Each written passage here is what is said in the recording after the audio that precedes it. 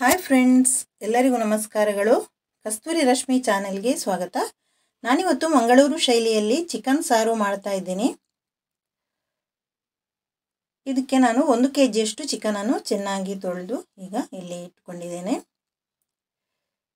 Gas ಸ್ಟವಲ್ಲಿ ಮಣ್ಣಿನ ಪಾತ್ರೆಯನ್ನು ಇಟ್ಟಿದ್ದೇನೆ. ಅದಕ್ಕೆ 2 ಸ್ಪೂನ್ನಷ್ಟು ಎಣ್ಣೆಯನ್ನು ಹಾಕಿದೆ. ಈಗ ಒಂದು ಅರ್ಧ ಗಡ್ಡೆಯಷ್ಟು ಈರುಳ್ಳಿಯನ್ನು ಹಾಕಿ ಚೆನ್ನಾಗಿ ಫ್ರೈ ಮಾಡ್ತಾ ಇದ್ದೇನೆ.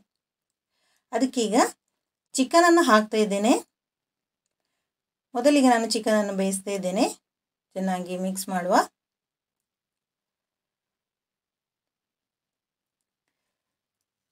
ಈಗ ಅದಕ್ಕೆ 2 ಸ್ಪೂನಷ್ಟು ಅರಿಶಿಣವನ್ನು ಹಾಕ್ತಾ ಇದ್ದೇನೆ.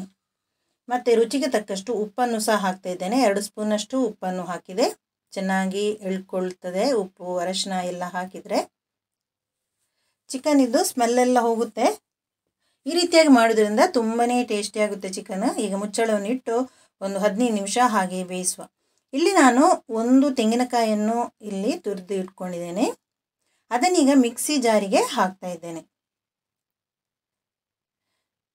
ಎಲ್ಲವನ್ನು ಹಾಕ್ತಾ ಇದ್ದೇನೆ. ಹಾಕಿ ನೀರನ್ನು ಹಾಕಿ ನಾವೀಗ ಇದನ್ನು ತರಿಯಾಗಿ ಗ್ರೈಂಡ್ ಮಾಡುವ. ಇಲ್ಲಿ ನೋಡಿ ಇಟ್ಕೊಂಡಿದ್ದೇನೆ. ಈಗ ರೆಡಿ ಆಯಿತು ನಮ್ಮ ತೆಂಗಿನ ಹಾಲು.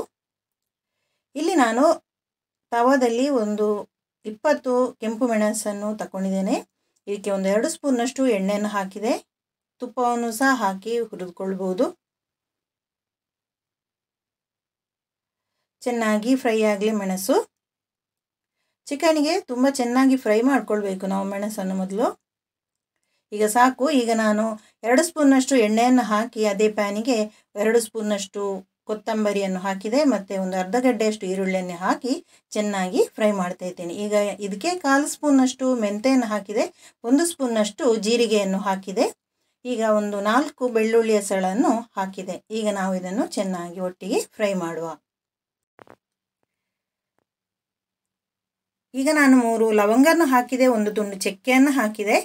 ಮತ್ತು 1 ತುಂಡು ಶುಂಠಿಯನ್ನು ಹಾಕಿ ಫ್ರೈ ಮಾಡ್ತಾ ಇದ್ದೇನೆ.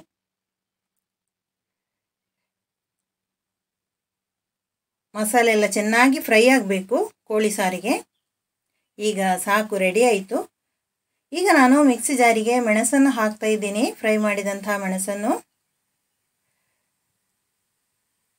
ಮತ್ತು ಮಸಾಲೆಯನ್ನು ಸಹ ಹಾಕ್ತಾ ಇದ್ದೇನೆ. ಒಂದು ಸ್ವಲ್ಪ ಹುಳಿಯನ್ನು ಹಾಕ್ತಾ ಇದ್ದೇನೆ.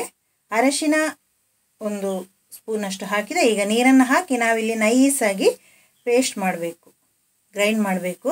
ನೋಡಿ ಈ ರೀತಿಯಾಗಿ ಗ್ರೈಂಡ್ ಮಾಡಿ ಆಯಿತು. ಇಲ್ಲಿ ಚಿಕನ್ ಚೆನ್ನಾಗಿ ಬೆಂದಿದೆ.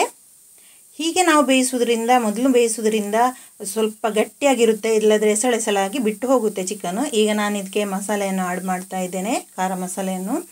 ಹೀಗೆ ನಾವು ಸ್ವಲ್ಪ ಒಂದು 10 ನಿಮಿಷ ಬೇಯಿಸೋದ್ರಿಂದ ಇದು ತುಂಡೆಲ್ಲ ಬೇಗ ಚೆನ್ನಾಗಿ ಎಳ್ಕೊಳ್ಳುತ್ತೆ. ಈಗ ಮುಚ್ಚಳವನ್ನು ಇಟ್ಟು ಒಂದು 10 ನಿಮಿಷ ಬೇಯಿಸುವ.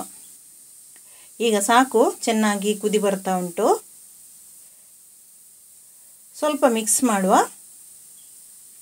ಈಗ ನಾನು ಇದಕ್ಕೆ ತೆಂಗಿನ ತುರಿಯ ಹಾಲನ್ನು ಹಾಕ್ತಾ ಇದ್ದೇನೆ. ಇವಾಗ ನಾವು ಹಾಲನ್ನು ಹಾಕಬೇಕು. ಸ್ವಲ್ಪ ಮಿಕ್ಸ್ ಮಾಡಿಕೊಳ್ಳುವ. ಉಪ್ಪೆಲ್ಲ ಸರಿಯಾಗಿದೆ ಅಂತ ನೋಡುವ. ಈಗ ನಾನು ಇದಕ್ಕೆ ಅರ್ಧ ಗಡ್ಡೆಯಷ್ಟು ಈರುಳ್ಳಿಯನ್ನು ಹಾಕ್ತಾ ಇದ್ದೀನಿ. ಸ್ವಲ್ಪ ಮಿಕ್ಸ್ ಮಾಡಿಕೊಳ್ಳುವ. ಈಗ ನಾವು ಇದಕ್ಕೆ ಮುಚ್ಚಳವನ್ನಿಟ್ಟು ಒಂದು 5 ನಿಮಿಷ ಹಾಗೆ ಕುದಿ ಬರಲಿಕ್ಕೆ ಬಿಡುವ. ಇಲ್ಲಿ ನಾನು ಪ್ಯಾನಿಗೆ 2 ಸ್ಪೂನ್ನಷ್ಟು ಎಣ್ಣೆಯನ್ನು ಹಾಕಿದ್ದೇನೆ. ತುಪ್ಪವನ್ನು ಹಾಕ್ಕೊಳ್ಬೋದು. ಅದಕ್ಕೆ ಅರ್ಧ ಗಡ್ಡೆಯಷ್ಟು ಸಣ್ಣದಾಗಿ ಕಟ್ ಮಾಡಿದ ಈರುಳ್ಳಿಯನ್ನು ಹಾಕಿ ಫ್ರೈ ಮಾಡ್ತಾ ಇದ್ದೇನೆ. ಈಗ ಕರಿಬೇವಿನ ಎಲೆಯನ್ನು ಹಾಕ್ತಾ ಇದ್ದೇನೆ. ಸ್ವಲ್ಪ ಹಾಕಿ ಫ್ರೈ ಮಾಡುವ. 1/4 ಸ್ಪೂನಷ್ಟು ಮೆಂತೆಯನ್ನು ಹಾಕ್ತಾ ಇದ್ದೇನೆ.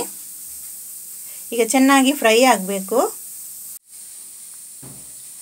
ನಮ್ಮ ಒಗ್ಗರಣೆ ಈಗ ರೆಡಿ ಆಯಿತು. ನಾವೀಗ ಚಿಕನ್ಗೆ ಹಾಕುವ. ಚಿಕನ್ ಸಹ ರೆಡಿಯಾಗಿದೆ ನೋಡಿ, ಚೆನ್ನಾಗಿ ಕುದೀತಾ ಉಂಟು. ನಮ್ಮ ಟೇಸ್ಟಿಯಾದಂಥ ಮಂಗಳೂರು ಶೈಲಿಯ ಚಿಕನ್ ಸಾರು ರೆಡಿ ಆಯಿತು. ನಾವು ತೆಂಗಿನಕಾಯಿಯನ್ನು ಒಟ್ಟಿಗೆ ಕಡ್ದು ಹಾಕಿ ಮಾಡುವುದಕ್ಕಿಂತ ಈ ರೀತಿಯಾಗಿ ತೆಂಗಿನ ಹಾಲು ಹಾಕಿ ಮಾಡಿದರೆ ತುಂಬಾ ಟೇಸ್ಟಿಯಾಗುತ್ತೆ ಸಾರು. ರೊಟ್ಟಿಗೆ ಸಹ ತುಂಬಾ ಒಳ್ಳೆಯದಾಗುತ್ತೆ. ಪೂರಿ ಚಪಾತಿ ಒಟ್ಟಿಗೆ ಸಹ ತಿನ್ಬೋದು. ಫ್ರೆಂಡ್ಸ್, ಇವತ್ತು ನಾನು ಮಾಡಿದಂಥ ಈ ರೆಸಿಪಿ ನಿಮಗೆ ಇಷ್ಟವಾದರೆ ಪ್ಲೀಸ್ ಲೈಕ್, ಶೇರ್ ಮತ್ತು ಸಬ್ಸ್ಕ್ರೈಬ್ ಮಾಡಿ. Thank you.